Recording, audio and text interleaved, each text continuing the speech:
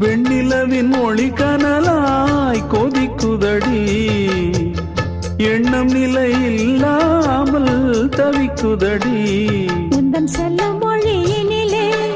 உள்ளம் கொள்ளையடிப்பதும் ஏன் துள்ளி துள்ளி வரும் நடையில் மனம் மெல்ல துடிப்பதும் ஏன் உன்னை காண வேண்டும் கூட வேண்டும் வாராயோ வாராயோ கண்ணம்மா காதல் என்னும் கவிதை சொல்லடி உன் பிள்ளை தமிழில் கண்ணம்மா.